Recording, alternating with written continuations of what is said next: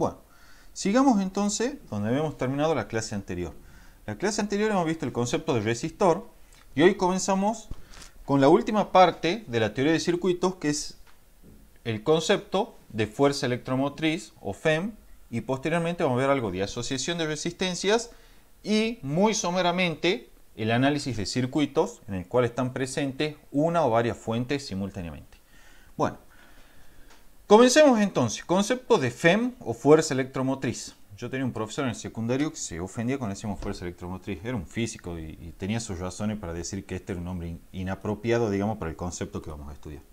Bueno, se denota con FEM, ¿sí? Obviamente son las siglas, ¿sí? Entonces, cuando digan FEM, se refieren a la fuerza electromotriz. Bueno, veamos qué es un dispositivo de FEM. Nosotros anteriormente vimos, ¿sí?, cuando estudiamos un poco sobre cómo ocurrió el fenómeno de conducción eléctrica y cómo se establecían las corrientes eléctricas en un circuito, vimos que era necesario que aparezca un campo eléctrico en el interior del conductor para que las corrientes eléctricas puedan en definitiva establecerse a lo largo de este conductor, ¿sí? Y yo les había comentado que eran las pilas o baterías, ¿sí?, las que se encargaban de establecer este campo eléctrico para que se puedan producir tales corrientes eléctricas. Recordemos que si no había campo eléctrico en un conductor, ¿sí?, eso lo hemos visto en la clase anterior, lo veamos rápidamente. Si nosotros teníamos un conductor, los portadores de carga sin presencia de campo eléctrico se movían en trayectorias totalmente al azar sin experimentar un desplazamiento neto, de manera tal que no se establecía una corriente eléctrica. Sin embargo, cuando a ese conductor le establecíamos un campo eléctrico en su interior de manera tal que salíamos de las condiciones estáticas, entonces los portadores de carga seguían experimentando trayectorias al azar, pero ahora con la salvedad de que esos portadores de carga experimentaban un desplazamiento neto como el que se encuentra aquí. En ese caso decíamos que en definitiva se establecía una corriente eléctrica a través del conductor, ¿sí? Entonces, sin campo eléctrico no había corriente eléctrica, pero al introducir un campo eléctrico se establecía una corriente eléctrica. Ahora bien, ¿quién produce este campo eléctrico? Bueno, yo les había adelantado que las pilas o las baterías que hacen funcionar los circuitos eléctricos eran los que establecían tales campos eléctricos. Esas pilas o baterías son ejemplos de dispositivos de FEM, ¿sí? Y es lo que vamos a estudiar a continuación. Entonces, un dispositivo de FEM, o sea, un dispositivo que establece una fuerza electromotriz o simplemente FEM, es aquel justamente capaz de establecer y mantener una diferencia de potencial entre dos puntos dados con el correspondiente campo eléctrico conservativo. Es decir, este dispositivo de FEM es el responsable de establecer este campo eléctrico que va a producir en última instancia el desplazamiento de cargas y por lo tanto la corriente eléctrica en el conductor. Pero no solo eso, sino que además este dispositivo de FEM proporciona una fuerza de origen no electrostático o fuerza no conservativa que es capaz de efectuar trabajo sobre las cargas libres, ¿sí?, que en general las consideraremos positivas, de acuerdo a la corriente convencional, al desplazarlas en contra del campo eléctrico conservativo. O sea que, resumidas cuentas, un dispositivo de FEM cumple con dos tareas. Primero, establece una diferencia de potencial con su correspondiente campo eléctrico conservativo. Y en segundo lugar, este dispositivo de FEM proporciona una fuerza de origen no electrostático, ¿sí?, o sea, una fuerza no eléctrica o no conservativa, que es capaz de realizar trabajo sobre las cargas libres para llevarlas, suponiendo que estas últimas sean positivas, desde una región de menor potencial eléctrico hacia una de mayor potencial eléctrico, es decir, en contra del campo eléctrico conservativo. Si nosotros hacemos un esquemita rápido de una pila, por ejemplo, la pila tiene un terminal positivo, que es el terminal de mayor potencial eléctrico, por eso va el signo más ahí, significa más potencial, y un terminal negativo, que es el de menos potencial eléctrico, por eso el signo menos, de menor potencial eléctrico. El campo eléctrico ya sabemos que se encuentra en el sentido en el cual disminuye el potencial eléctrico, es decir, el campo eléctrico conservativo será así. Pero esta pila o dispositivo de FEM, además de proporcionar esa diferencia de potencial eléctrico y su respectivo campo eléctrico, también proporciona un campo no conservativo o no electrostático que es el que se va a encargar de realizar trabajo sobre los portadores de carga, que lo vamos a considerar positivo, ¿sí? Conforme estos portadores se desplazan desde la región de menor potencial eléctrico hacia la de mayor potencial eléctrico. Esto tiene un análogo gravitacional, que consiste en pensar al dispositivo de FEM como una persona, ¿sí?, que levanta un libro en contra del campo gravitacional, para llevarlo así a una cierta altura h, incrementando la energía potencial gravitacional. A partir de ahí, si esa persona libera el libro, este libro va a caer, ¿sí?, desde nuevo al nivel del suelo, donde la energía potencial gravitacional de vuelta toma un valor 0, suponiendo que ahí se fije el nivel de referencia. Bueno, la idea para el dispositivo FM es la misma, ¿sí? Tenemos, en vez de un libro, una carga libre, en este caso positivo, y un campo no conservativo, que haría las veces de la persona, que lo eleva, ¿sí?, al potencial eléctrico, o a la energía potencial eléctrica en realidad, de este portador de carga conforme la levanta desde la región de menor potencial eléctrico hacia la de mayor potencial eléctrico. Una vez que alcanza la región de mayor potencial eléctrico, la libera, es decir, ya este campo no conservativo no actúa más, y es el campo eléctrico conservativo el que lleva a pasear la carga por el resto del circuito eléctrico, estableciendo la corriente eléctrica. ¿Sí? Es el análogo gravitacional de la FEM, lo que acabamos de explicar. ¿Se entiende eso más o menos, Mica? Sí, Javi. Bien. Che, puede ser que en los libros aparezca como dos placas con una negativa y otra positiva. ¿Qué, la FEM, decís vos? Sí. La FEM en el CIER, por lo menos si has leído el CIER, te la denota así. Te pone el cuadradito ahí, te marca el terminal positivo y el negativo. Y te hace el esquemita también de campo conservativo y de campo no conservativo que va a llevar los portadores de carga. ¿Sí? El que vos decís, creo que es lo que está en la parte de concepto de potencial que te hacen el análogo gravitacional. Que te dibujan las dos plaquitas así. Una cargada positivamente, otra cargada negativamente, ¿sí? Y te hacen el análogo con el campo gravitacional, que te dicen que penses en la carga como algo totalmente análogo a una masa m que se levanta en contra de un campo gravitacional, solamente que acá se levanta en contra de un campo eléctrico. ¿Sí? Ese es el análogo que vos me estás comentando y que sí está efectivamente en el CIERS en la parte de potencial. ¿Sí? De hecho, sí, son análogos idénticos, ¿no? Es esencialmente lo mismo que estoy utilizando para describir el dispositivo de FEM. ¿Sí? El análogo gravitacional de la fuente. ¿Sí? Donde, lo repitamos una vez más para que quede claro, por si alguno de los chicos que lo ven diferido no lo terminan de entender. ¿Sí? Lo vemos acá rápidamente de nuevo. Tenemos la FEM. Terminal positivo, terminal negativo. El terminal positivo es el de mayor potencial eléctrico. Entonces el campo eléctrico conservativo que establece este dispositivo de FEM viene en el sentido indicado. Pero además también sabemos que este dispositivo de FEM proporciona un campo no electrostático no conservativo que se va a encargar de llevar los portadores de cargas considerados positivos desde la región de menor potencial a de mayor potencial. Entonces, ¿cómo es el análogo gravitacional?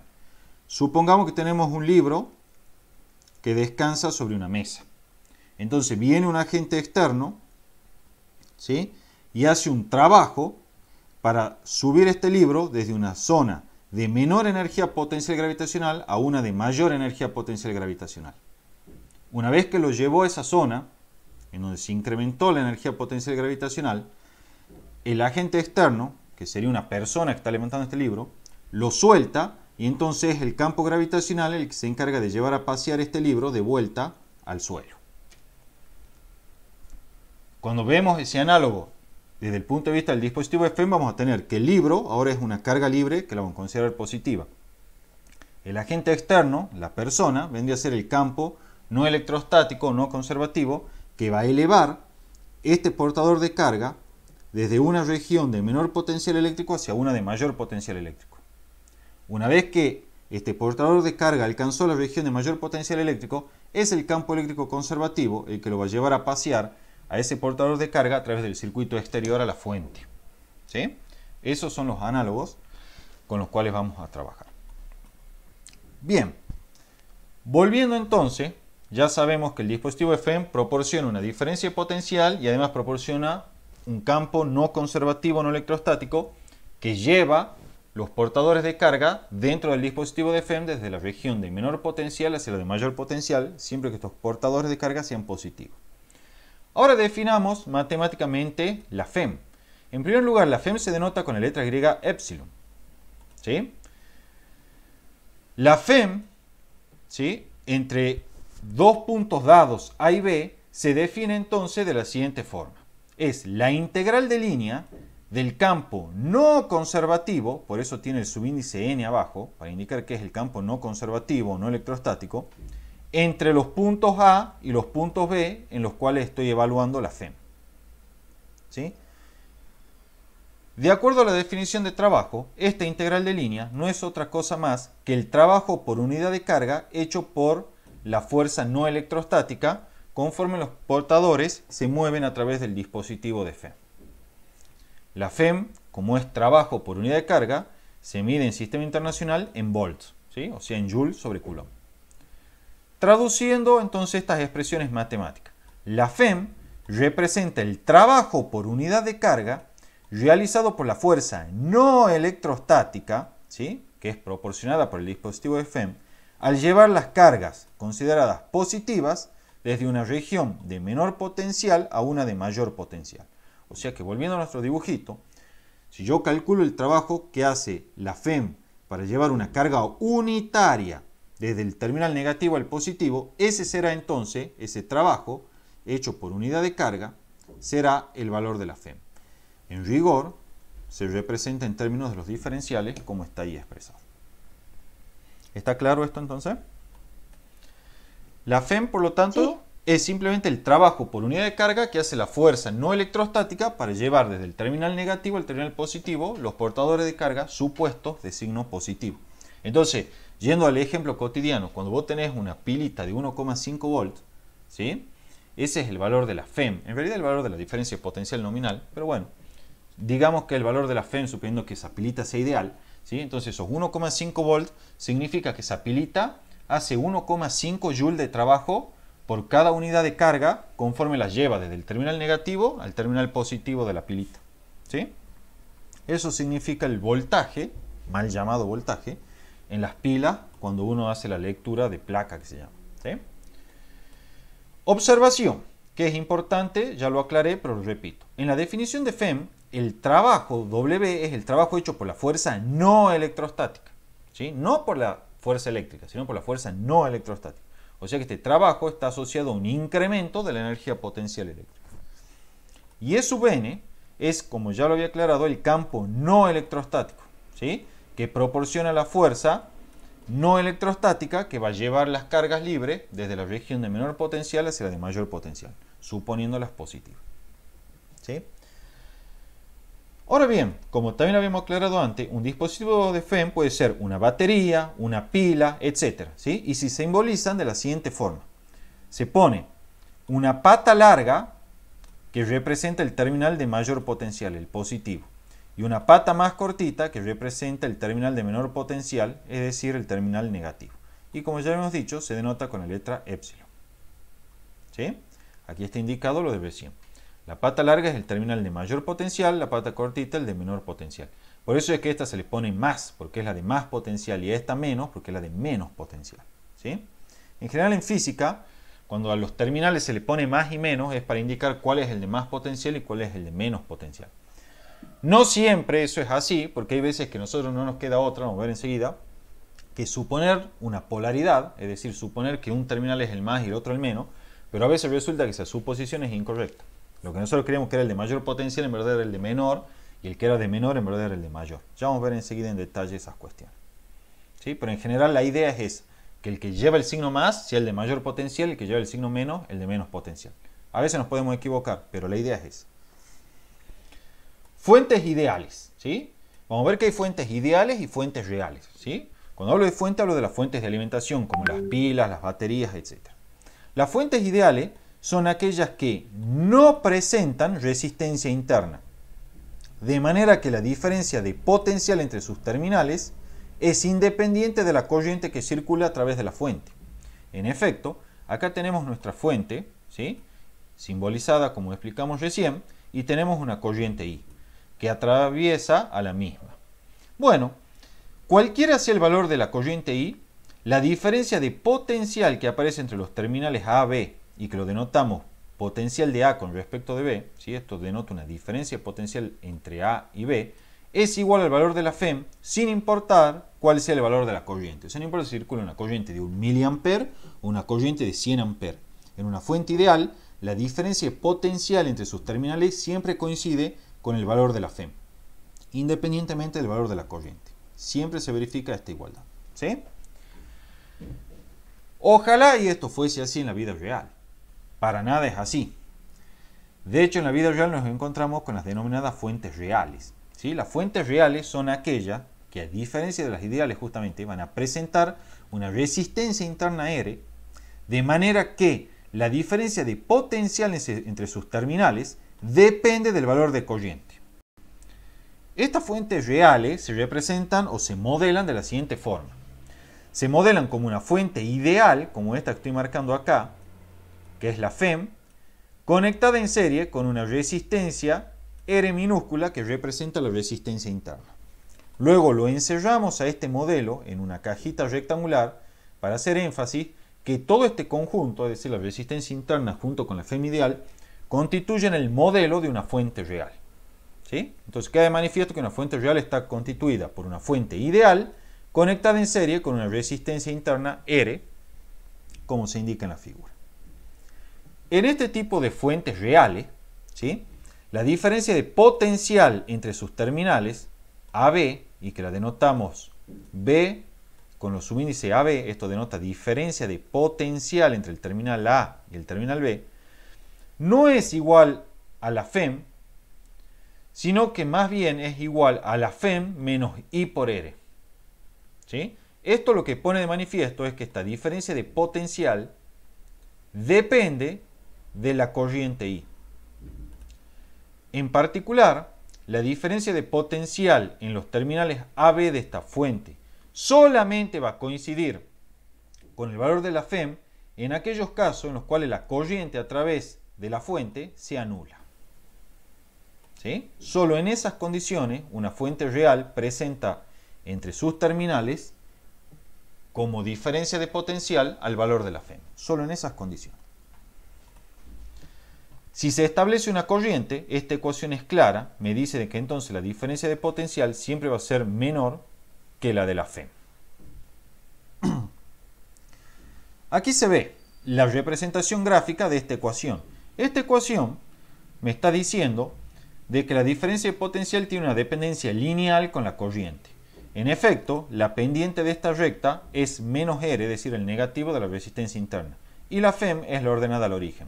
Entonces, cuando yo grafico la diferencia de potencial en terminales de la fuente real en función de la corriente a través de la fuente, entonces vamos a encontrar esta función lineal así, que en ingeniería eléctrica se llama recta de carga, ¿sí? Esto se llama recta de carga. Y pone de manifiesto algo que es importante. Voy a cambiar el color aquí para poder ser más claro. Solo cuando la corriente es cero, la diferencia de potencial toma el valor de la FEM. Solo en esas condiciones. Conforme la corriente va aumentando, la diferencia de potencial se va haciendo menor al valor de la FEM, ¿sí? Fíjate que podemos llegar a una corriente crítica para la cual la diferencia de potencial a través de la fuente, ¿sí?, es cero. El problema de la fuente china, ¿sí?, es que tiene un valor de resistencia interna muy grande. Entonces, como la resistencia interna se identifica como la pendiente, mientras mayor sea esa resistencia interna, mayor va a ser en magnitud la pendiente de esta recta de carga. Entonces, fíjate, una fuente de buena calidad, para un valor de corriente dado, tiene este valor de diferencia de potencial entre sus terminales. Pero la fuente china, para ese mismo valor de corriente, tiene este valor mucho menor de diferencia de potencial entre sus terminales. Aún a pesar de que los chinos te meten el verso y te dicen, ah, no, mira, el valor de la FEM es el mismo para ambas. ¿Me entendés? Por el tener la resistencia interna más alta, la diferencia de potencial a la hora de funcionar esa fuente baja considerablemente, tiene una recta de carga bastante mala, haciendo que se entienda por qué la fuente vale 1000 mangos menos que una fuente de buena calidad, ¿sí? Bien, esa es entonces la característica de estas fuentes reales, ¿sí? La diferencia potencial es una función de la corriente. Yo no entro en detalle acá de por qué se explica esta disminución de la diferencia potencial. Sin embargo, en libros un poquito más avanzados de electromagnetismo, como el Roederer, por ejemplo, de la Universidad de Buenos Aires, con el que enseñan en la licenciatura en física allí, u otros libros que hacen un análisis minucioso del comportamiento dinámico y matemático de los dispositivos FM, explican en detalle el por qué que se presenta esta disminución en la diferencia potencial. Yo lo único que te voy a decir, digamos simplemente por si alguien tiene la curiosidad, es que esa resistencia interna se puede interpretar desde un punto de vista dinámico como asociada a una fuerza de rozamiento conforme los portadores de carga se mueven a través del dispositivo de FEM, ¿sí? Entonces, mientras mayor sea la resistencia interna, es como que mayor es esa fuerza de rozamiento, ¿sí? Y menor es la diferencia de potencial que se presenta entre los terminales, ¿sí? De la batería o dispositivo de FEM en general. La razón en verdad es bastante sencilla de explicar. Habría que dibujar acá un diagrama en la que se ponga de manifiesto el campo no electrostático, como así también el campo electrostático, ¿sí? En este caso, para esa orientación del campo electrostático, aquí tendríamos el terminal positivo y aquí tendríamos el terminal negativo de nuestra fuente, ¿sí? Bueno, lo que ocurre es que en las fuentes que son de mala calidad, ¿sí? En las fuentes que son de mala calidad, esta fuerza, que es como una especie de fuerza de rozamiento, es muy grande, ¿sí? Es muy grande. Entonces eso explica por qué hay una disminución de la diferencia potencial notable entre los terminales de la batería conforme se establece una corriente a través de la misma, ¿sí? También algo que quiero aclarar es lo siguiente. Muchas veces nosotros hablamos de que se me descargó la batería del celular, ¿sí?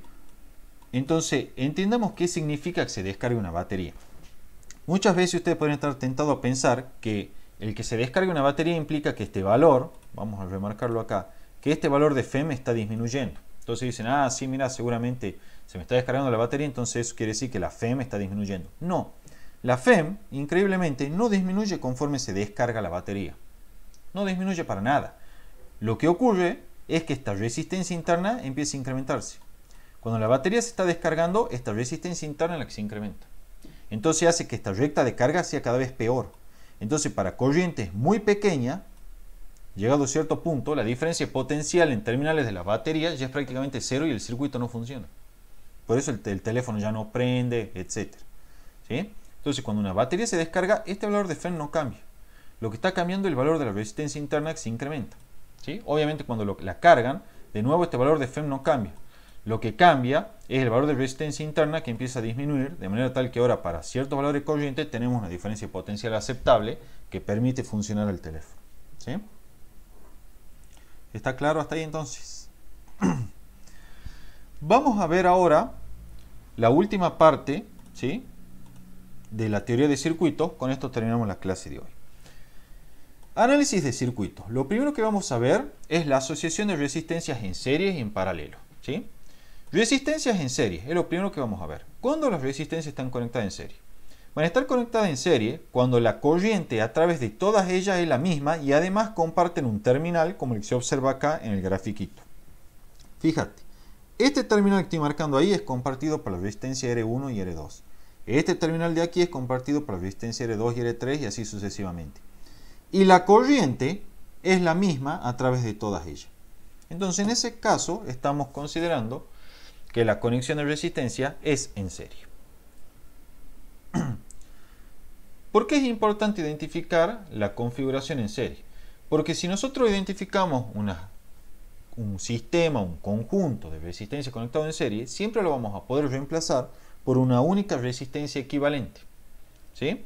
Es decir, la configuración anterior, que corresponde a este conexionado en serie de resistencia, pueden reemplazarse entre los terminales A y B por una sola resistencia equivalente, como se indica acá. ¿Ves? En vez de poner las n resistencias conectadas en serie, pongo una sola y el circuito no cambia en absoluto, ¿sí? Esa resistencia equivalente se calcula simplemente como la suma de las resistencias que están conectadas en serie. R1 más R2 más R sub n, ¿sí? Yo recién dije que cuando conecto esa resistencia equivalente el circuito no cambia en absoluto. Cuando digo que el circuito no cambia en absoluto, quiero decir que los parámetros del circuito, como corriente entre los terminales A y B y como diferencia potencial entre los terminales A y B, son los mismos cuando conecto esta única resistencia equivalente o cuando conecto todas estas resistencias conectadas en serie. ¿Sí? Entonces, cuando yo hablo de que los circuitos son equivalentes, ¿sí?, o no cambia el circuito, quiero decir que sus parámetros como corriente o tensión no se ven afectados por la modificación que hice. ¿Sí? O sea, si este conexionado en serie de n resistencia lo reemplazo por esta única resistencia equivalente, igualmente, al conectar entre los terminales A y B la misma FEM, vamos a tener los mismos valores de diferencia potencial y los mismos valores de corriente en ambos casos a través de los terminales A y B, sin importar si están conectadas las n resistencias o solo una única resistencia equivalente. ¿Sí? A mí me gusta decir que cuando hago la sustitución, ¿sí?, desde el punto de vista de la FEM, la situación es indistinguible. Es decir, cuando yo tengo una FEM conectada a los terminales A y B, en los cuales están conectadas todas las resistencias en serie, vamos a tener un cierto valor de corriente y un cierto valor de diferencia potencial AB. Ahora bien, si yo esas resistencias en serie las reemplazo entre los terminales A y B por una única resistencia equivalente, entonces yo lo que les dije es que el circuito es totalmente equivalente justamente. Es decir, seguimos teniendo la misma diferencia de potencial y la misma corriente I a través de los terminales A y B. Entonces, cuando hablo de que los circuitos son equivalentes, quiero decir que al hacer la modificación, los parámetros como tensión y corriente no se ven alterados. Y lo último que quería explicar era lo que decía recién y razón por la cual dibujé esto. A mí me gusta decir, ¿sí?, que cuando reemplazo una conexión por su equivalente, como en este caso esta conexión en serie por su resistencia equivalente, la situación es indistinguible desde el punto de vista de la FEM. Es decir, la FEM no sabe cuando está conectado esto, es decir, la resistencia en serie, o cuando está conectada esta única resistencia equivalente. Para ella es exactamente lo mismo. Las situaciones son totalmente equivalentes y por lo tanto indistinguibles desde el punto de vista de la FEM. ¿Sí? En cualquier caso, la diferencia potencial y corriente a través de los terminales A y B es la misma. También podemos tener resistencias en paralelo. Esta resistencia en paralelo, ¿cómo la vamos a identificar? Bueno, en primer lugar porque las resistencias en paralelo están todas ellas sometidas a la misma diferencia de potencial y además comparten sus dos terminales, como se ve acá. Esta resistencia está en paralelo con la resistencia R2 porque comparten estos terminales y comparten estos terminales, ¿sí? O sea, comparten el par de terminales. Y obviamente están sometidas a la misma diferencia de potencial. ¿Sí? Al igual que lo que ocurría antes, podemos reemplazar una conexión en paralelo de resistencias por una única resistencia equivalente. Aquí está indicado. La configuración anterior equivale a la siguiente. Es decir, en vez de conectar entre los terminales A y B todas estas resistencias en paralelo, lo que hago es conectar entre los terminales A y B una única resistencia equivalente. Esta resistencia equivalente, para el caso de resistencia en paralelo, satisface esta ecuación. Es decir, el recíproco de la resistencia equivalente es la suma de los recíprocos de las resistencias individuales conectadas en paralelo. Y de allí despejaremos el valor de la resistencia equivalente. Obviamente, los circuitos obtenidos son equivalentes. ¿Sí? ¿Qué quiere decir esto? De nuevo, si yo tengo la FEM y esa FEM la conecto a una configuración de resistencias en paralelo, ¿sí? Cuando yo esa configuración de resistencia en paralelo entre los terminales A y B la reemplace por la única resistencia equivalente, obviamente resistencia equivalente en paralelo, la diferencia de potencial AB entre los terminales AB, como así también la corriente a través de la FEM, es exactamente la misma en ambas configuraciones. En efecto, para la FEM es indistinguible cuando están conectadas todas las resistencias en paralelo o cuando yo reemplace esa resistencia en paralelo por una única resistencia equivalente. En cualquier caso, la diferencia potencial entre los terminales AB y la corriente a través de la FEM es la misma. ¿Sí?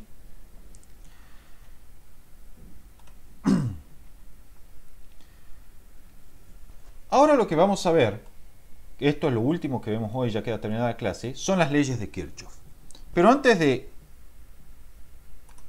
explicar las leyes de Kirchhoff, es necesario explicar una serie de conceptos preliminares. ¿Sí? El primer concepto que vamos a explicar es el concepto de nodo. ¿Qué vamos a entender por nodo de un circuito? En primer lugar, veamos. Acá tenemos un circuito, ¿sí?, el cual vamos a identificar los correspondientes nodos. En este circuito se ve que tenemos una fuente de alimentación, otra fuente de alimentación y una serie de resistencias R1, R2, etc., ¿sí?, conectadas a esta fuente de alimentación en la configuración que se observa. ¿Sí? El patrón de configuración no necesariamente tiene que ser este. Hay infinitas posibles conexiones de resistencias para este par de fuentes y de hecho puedo tener también cualquier número de fuentes. ¿Sí? O sea que este es un circuito particular, tengo infinitas configuraciones posibles. Ahora bien, identifiquemos entonces el concepto de nodo. El nodo, así muy intuitivamente, esto no tiene nada que ver como te lo definen en topología de circuito, ¿sí?, pero no me interesa entrar en tanto detalle. Un nodo, así muy intuitivamente, va a ser aquel punto en el circuito al cual convergen las diferentes ramas de un circuito. Entonces, este es un nodo. ¿Por qué ese es un nodo? Porque converge esta rama y converge esta rama. O sea que un nodo, hablando así muy coloquialmente, es la unión, ¿sí?, de las diferentes ramas de un circuito.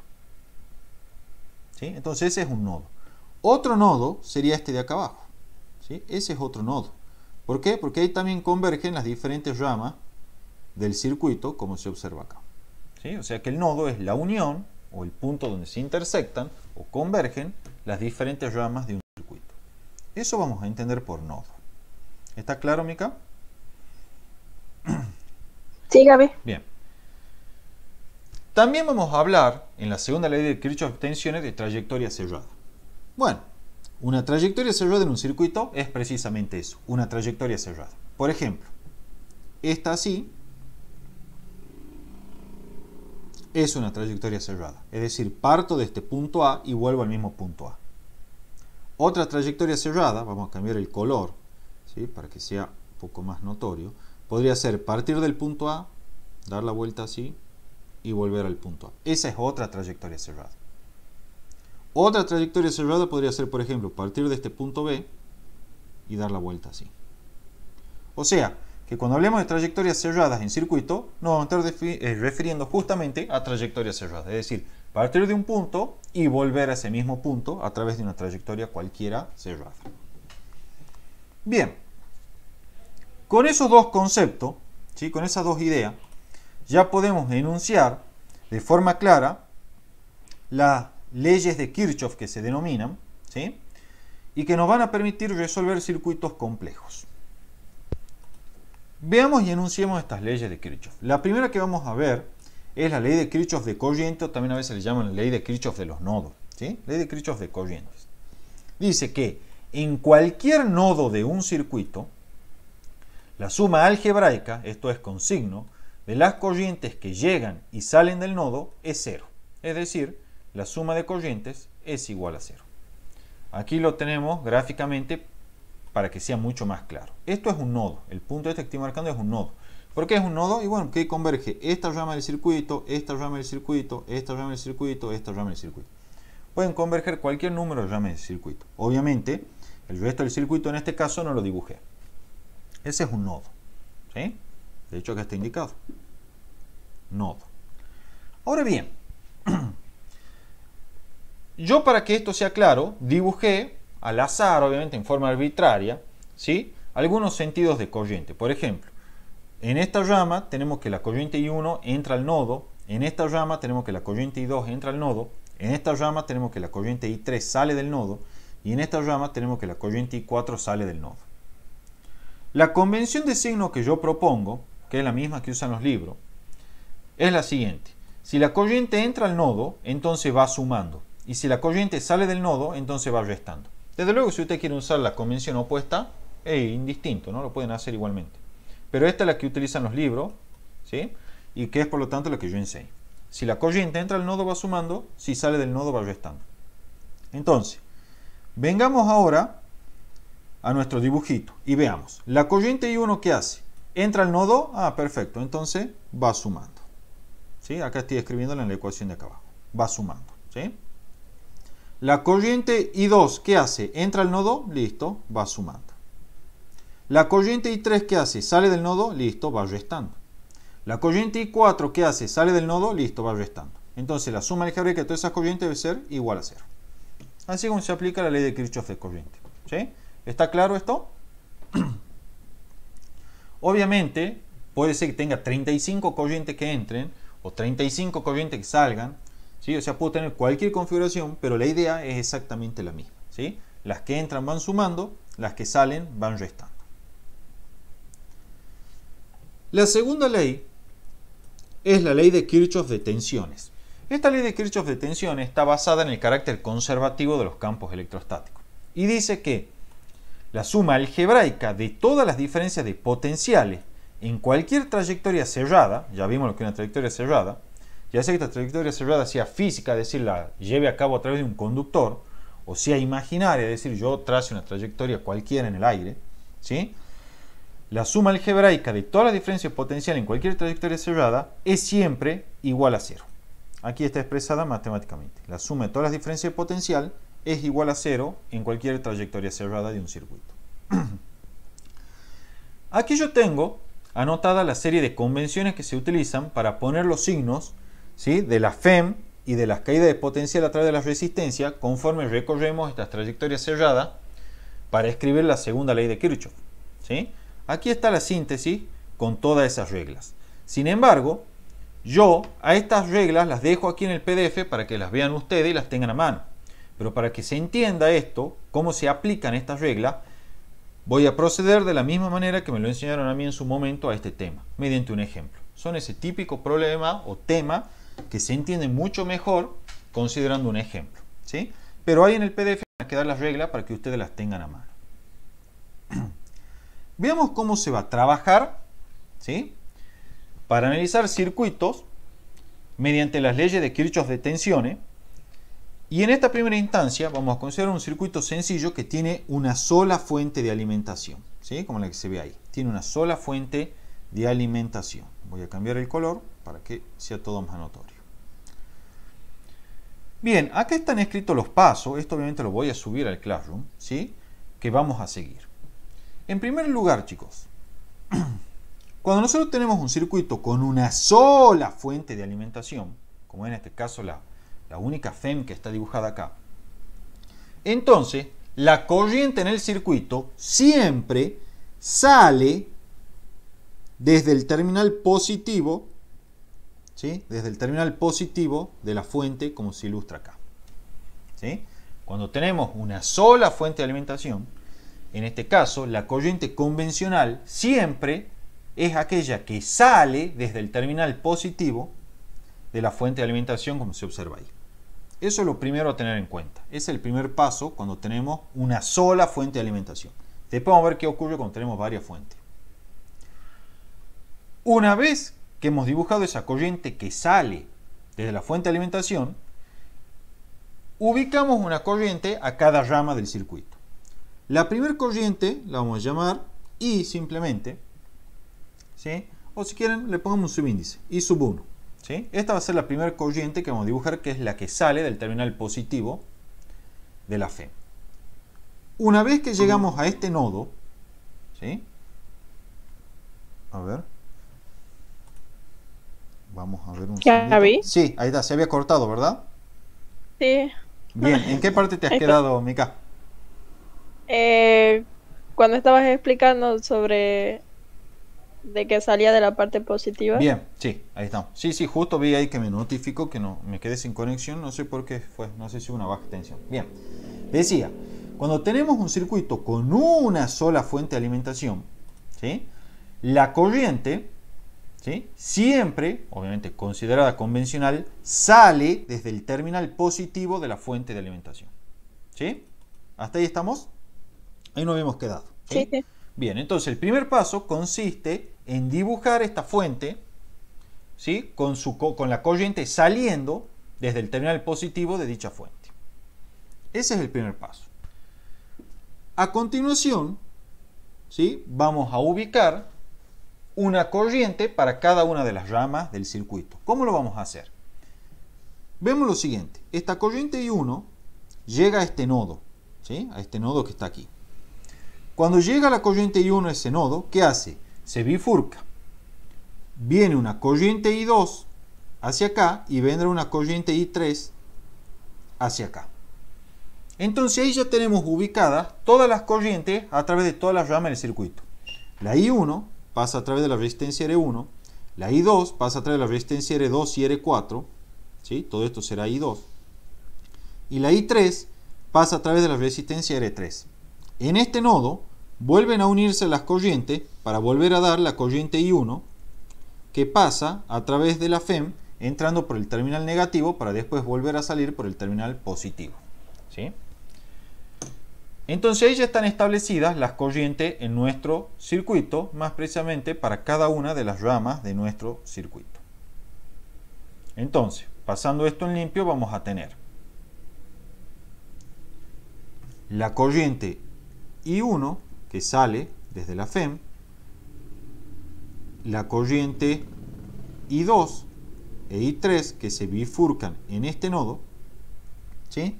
Y luego volvemos a tener acá la corriente I1 porque se vuelven a unir la corriente I3 y la I2 en este nodo de aquí abajo, ¿sí? Aquí va a estar, si querés la dibujamos, I2 e I3 que se vuelven a unir para dar lugar a la corriente I1. Entonces ya tenemos la corriente para cada una de las ramas del circuito.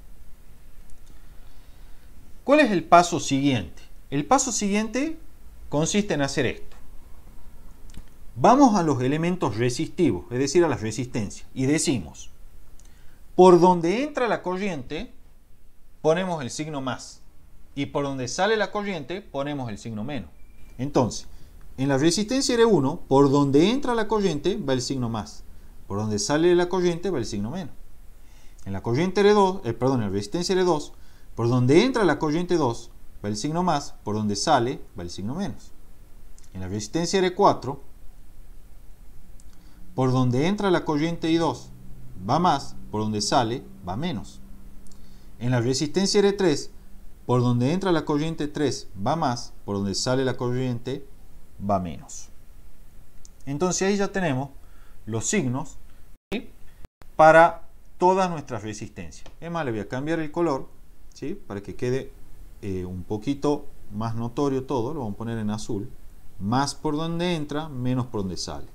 Más por donde entra, menos por donde sale. Más por donde entra, menos por donde sale. Más por donde entra, menos por donde sale. ¿Sí? Ya tenemos entonces los signos puestos para cada uno de los elementos resistivos. Ahora bien, por último, apliquemos la ley de Kirchhoff de tensiones a cualquier trayectoria cerrada para ver cómo se aplica justamente esta ley de Kirchhoff de tensiones. Entonces elijamos una trayectoria cualquiera. Voy a volver a cambiar el color para que esto quede claro. Por ejemplo, yo voy a considerar, ¿sí?, esta trayectoria exterior así.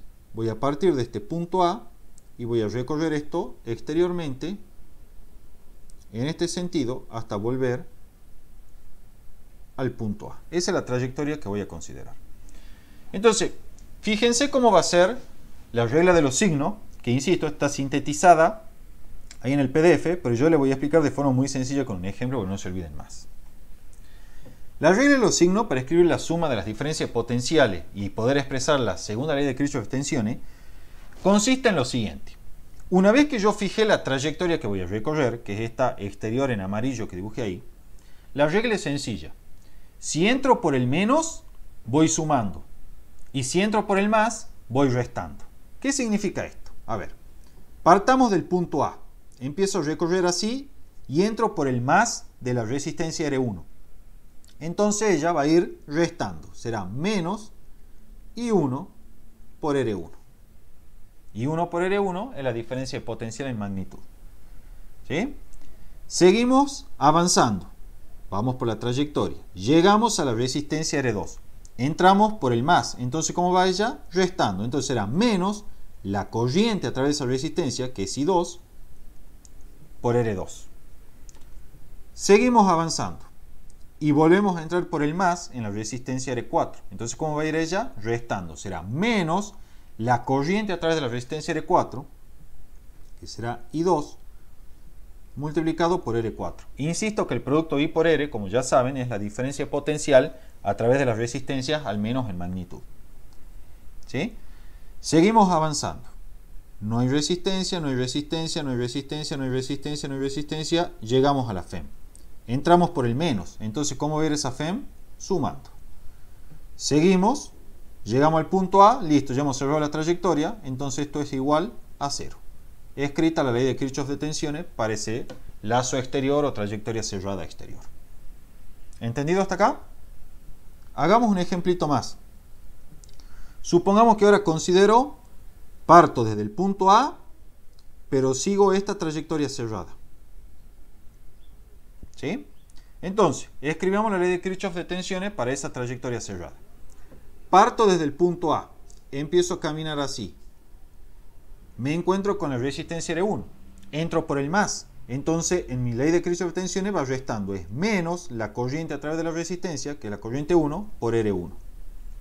Seguimos avanzando. Y me encuentro con la resistencia R3. Ahí está el más de la R3. Entonces, va restando en mi expresión de la ley de Kirchhoff de tensiones. Es menos la corriente por R3, que es la corriente 3 justamente, multiplicado por R3. Sigo avanzando, encuentro la FEM, que entro por el negativo. Entonces, como entro por el negativo, esa FEM va sumando. Al pasar la FEM, volví al punto A, entonces esto es igual a 0, y esa es la ley de Kirchhoff de tensiones expresada para esa trayectoria cerrada en azul. ¿Se entiende esto? ¿Sí? Sí. Bien, ahora, ¿cómo se aplica la ley de Kirchhoff de corriente para este circuito? Bueno, como habíamos visto, consideramos un nodo cualquiera, ¿sí? Por ejemplo, este nodo de acá, el azul de acá arriba, ¿sí? Ese nodo de ahí, y ya sabemos, la corriente que entra va sumando, la corriente que sale va restando. Entonces, cambio de nuevo una vez más el color. Aquí entra la corriente I1, sale la corriente I2 y sale la corriente I3. Entonces, la ley de Kirchhoff de corriente aplicada a ese nodo será: I1 va sumando porque entra, I2 va restando porque sale, I3 va restando porque sale, y eso será igual a 0. Y esta es la ley de Kirchhoff de corriente aplicada a ese circuito. ¿Sí? ¿Está entendido hasta acá entonces cómo se aplican las leyes de Kirchhoff? Sí. Bien. Este tipo de circuito que tiene una sola FEM, en general se resuelven sin necesidad de aplicar la ley de Kirchhoff de tensiones ni la ley de Kirchhoff de corriente. Lo que se hace, y yo ya voy a subir un video donde lo explico, es aplicar un método que se llama método del retorno, que consiste en lo siguiente. Vengo e identifico, mira, estas dos resistencias, la R2 y la R4, están en serie. Entonces calculo su resistencia equivalente y la reemplazo por una sola. Después, la resistencia equivalente que voy a obtener va a estar en paralelo con la R3. Calculo la equivalente y la reemplazo por una sola. Y finalmente la R1 va a estar en serie con esta equivalente que calcule al último. Entonces reemplazo por una sola. Entonces puedo reemplazar todo este circuito por un circuito mucho más sencillo, que es de esta forma, en la cual hay una sola resistencia equivalente. Calculo los parámetros para ese circuito sencillo y esos serán los parámetros también para este circuito más complicado, ya que son circuitos totalmente equivalentes. Es decir, la FEM no detecta la diferencia cuando está conectada a esta única resistencia, cuando está conectada a toda esta red de acá. ¿Sí? Yo voy a subir un video donde explico eso. Aquí, como les había dicho, está el método, ¿sí?, para resolver los circuitos. Lo último que vemos hoy, ¿sí?, es cómo analizar un circuito en el cual están presentes varias fuentes. ¿Sí? En el cual están presentes varias fuentes. Aquí tenemos de nuevo un circuito. En este caso tenemos la FEM1 y la FEM2. Pueden estar presentes incluso más fuentes, no solamente dos, sino puede haber, no sé, 20 fuentes si creen. ¿Sí? Y desde luego, estas fuentes están interconectadas con una serie de resistencias, ¿sí? R1, R2, R3, R4, R5 y R6. ¿Sí? De nuevo, este es un circuito particular, hay infinitas posibilidades de circuitos y de conexionados posibles. En este caso, el método que vamos a aplicar para resolver este tipo de circuitos es lo que se llama método de las corrientes de rama.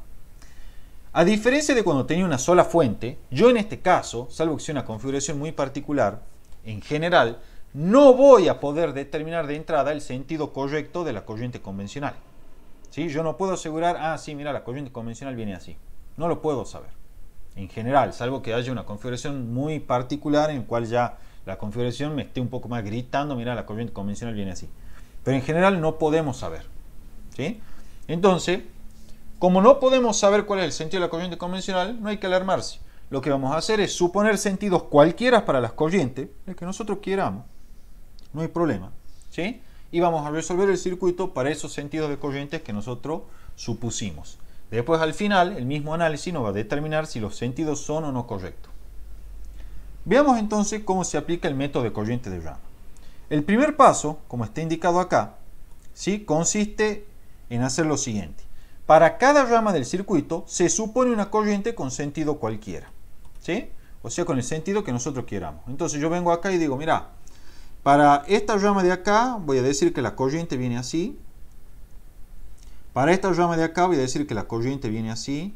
Y para esta rama de acá voy a decir que la corriente viene así. Porque yo quiero. ¿Sí? Entonces ya tengo las corrientes fijadas para cada una de las ramas del circuito. El segundo paso consiste en lo que habíamos visto hace un rato. ¿Sí? Aquí está expresado el segundo paso. En las resistencias, o sea, en los elementos resistivos, el terminal por el que entra la corriente le vamos a asignar el signo más. Y por donde sale la corriente le vamos a asignar el signo menos. La corriente es la que nosotros supusimos, ¿no? Entonces, acá será más, acá será menos, acá será más, acá será menos. Como la corriente I3 viene así, acá será más, acá será menos. La corriente I3 sigue así, acá será más, acá será menos. La corriente I2 entra por aquí, sale por aquí. Y la corriente I1, que vuelve a formarse acá debido a la unión de la corriente I2 e I3, entra por el más de la R4 y sale por el menos de la R4. Listo, ya tenemos entonces fijado los signos para nuestros elementos resistivos y ese era el segundo paso de nuestro análisis. El tercer paso simplemente consiste en, está explicado acá, en recorrer el lazo o malla considerada. Cuando hable de lazo o malla va a ser la trayectoria cerrada, ¿sí?, aplicando la regla de los signos vistas anteriormente. ¿Sí? Y aplicamos la ley de Kirchhoff de corriente a los nodos que sean necesarios. La idea acá, cuando resuelven o ejecutan este tercer paso, es la siguiente. La idea es obtener tantas ecuaciones como incógnitas tenga. Entonces, por ejemplo, si me piden resolver este circuito, más precisamente me piden resolver y encontrar las corrientes I1, I2 e I3 a través de cada rama del circuito, lo que debo hacer es escribir tantas ecuaciones como incógnitas tenga. En este caso tengo 3 incógnitas, que son las 3 corrientes. Entonces deberé escribir 3 ecuaciones. ¿Sí? ¿Cómo escribo esas 3 ecuaciones? Por lo general se hace así, miren. Se escriben 2 ecuaciones para trayectoria cerrada, es decir, se considera, por ejemplo, voy a cambiar el color porque si no, no se va a entender nada. Se considera, por ejemplo, esta trayectoria cerrada y se escribe la primera ecuación de la ley de Kirchhoff de tensiones. Y después venir a considerar otra trayectoria cerrada, como puede ser, por ejemplo, esta así, y escribís la segunda ecuación para la ley de Kirchhoff de tensiones. Con eso ya tenemos 2 ecuaciones para nuestro circuito. Nos faltaría la tercera. La tercera es venir y concentrarse en uno de los nodos cualquiera, por ejemplo, este que estoy marcando acá arriba, ¿sí?, y aplicar la ley de Kirchhoff de corriente a ese nodo. Con eso consigo obtener 3 ecuaciones para las 3 incógnitas. 2 ecuaciones me la dan la ley de Kirchhoff de tensiones. Es decir, considero 2 trayectorias, las que yo quiera. Yo aquí hice una exterior y esta de acá. Tranquilamente otro podría venir y decir, no, mira, yo voy a hacer esta de acá adentro y voy a hacer esta de acá adentro. No hay problema. La idea es obtener 2 ecuaciones. ¿Sí? 2 ecuaciones entonces la dan la ley de Kirchhoff de tensiones y la tercera ecuación la da la ley de Kirchhoff de corriente. Con eso ya tenés las 3 ecuaciones para las 3 incógnitas y resolverás el sistema de ecuaciones para hallar las corrientes I1, I2 y I3. ¿Sí? Y ahí ya quedará resuelto el circuito. Como cuarto paso, o nota, en realidad, ¿sí?, como cuarto paso, una vez determinadas las corrientes, o sea, una vez que hemos resuelto ese sistema de ecuaciones que obtenemos en este caso concreto de las 3 ecuaciones que escribimos, ¿sí?, aquellas corrientes que me queden de valor negativo cuando resuelvo el sistema, quiere decir que son corrientes a las cuales yo, hablando mal y pronto, le pifié el sentido. En realidad van en sentido contrario al que yo supuse. ¿Sí? Entonces, por ejemplo, Si yo había puesto que la corriente I1 venía así, y cuando calculé la corriente I1 me quedó menos 4 amperes, bueno, quiere decir que la corriente I1 no va así, sino que en verdad va así. Y su valor es 4 amperes en sentido contrario. ¿Sí? Simplemente eso. Y aquellas corrientes que me han quedado positivas, bueno, esa sí quiere decir también supuesta. Quiere decir que yo había supuesto que una corriente I2 iba así y me quedó positiva, digamos, 3 amperes. Bueno, quiere decir que ese es el sentido correcto de la corriente, el que había supuesto al inicio. ¿Sí? Simplemente eso. Obviamente, cuando hablamos del sentido de corriente, hablamos del sentido de la corriente convencional, o sea, del sentido en el que fluirían las cargas supuestas positivas. ¿Sí? Aquí está la idea de recién que yo les remarcaba. ¿Sí? La idea en el paso anterior, cuando escribimos las leyes de Kirchhoff de tensiones y de corriente, la idea es obtener tantas ecuaciones como incógnitas tengamos. ¿Sí? E insisto una vez más con algo. Ustedes muchas veces me preguntan, che, ¿y cuál trayectoria considero? La que ustedes quieran. ¿Sí? Consideren las que ustedes quieran. Si quieren considerar las dos de adentro, o quieren considerar una de adentro y la otra exterior, no hay problema. Consideren las que ustedes quieran. ¿Sí? Pero consideren tantas como sea necesaria para poder resolver el problema. ¿Sí? Tienen que tener tantas ecuaciones como incógnitas tengan, para que el sistema sea compatible y determinado. Para finalizar, hagamos, por ejemplo, la ley de Kirchhoff de tensiones para el circuito, que es el que más me interesa, que es el más lindo de todo. Para la trayectoria cerrada, esta interior que estoy remarcando en celeste. Arranquemos en este punto A, por ejemplo. Entonces, nos movemos hacia la derecha. Llegamos a R1. Como R1 llegamos por el más, va restando. Será menos la corriente a través de la resistencia R1, que es I1, por R1.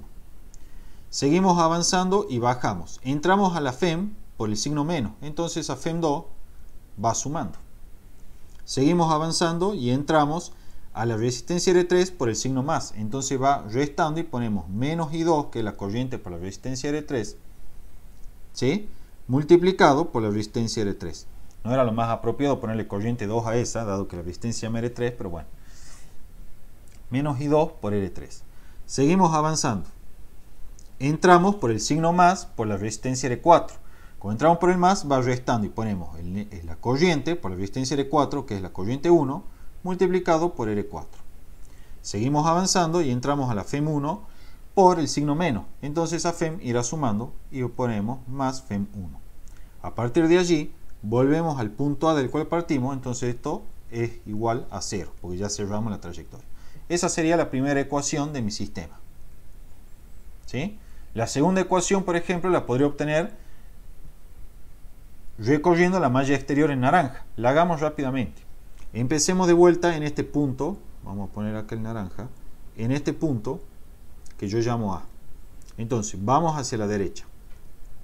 Entramos a la resistencia R1 por el más. Entonces será menos I1 por R1. Seguimos avanzando y entramos a la resistencia R2 por el positivo. ¿Sí? Entonces será menos la corriente a través de esa resistencia, que es la 3, por R2. Seguimos avanzando y entramos a la resistencia R6 por el positivo. Entonces será menos la corriente a través de esa resistencia, que es I3, por R6. Seguimos avanzando y entramos a la resistencia R5 por el positivo. Entonces será menos I3, que es la corriente a través de R5, por R5.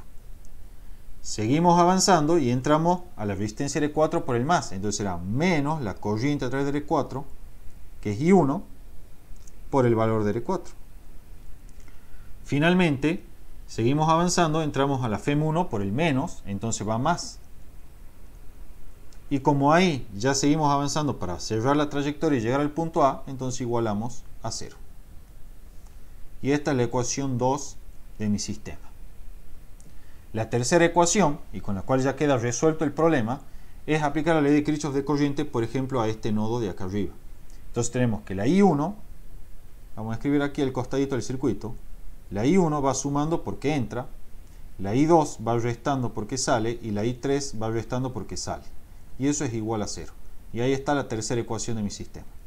Con esas tres ecuaciones, armo el sistemita y resuelvo las corrientes I1, I2 e I3 para mi circuito. Con eso quedará resuelto el circuito eléctrico.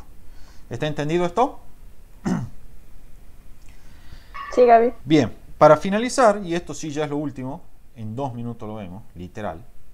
el tema de la potencia en un circuito. ¿Cómo se calcula la potencia en los diferentes elementos del circuito? Para la fuente, si tenemos una corriente positiva, es decir, de valor positivo, que entra a la fuente por el terminal negativo, como se ve acá, ¿sí? Entonces la potencia para esta fuente se calcula como el producto de la FEM por la corriente. Como toda potencia se expresa en watts, ¿sí? Y esta es la potencia entregada por la fuente al circuito. O sea, en estas condiciones la fuente esta está entregando potencia al circuito.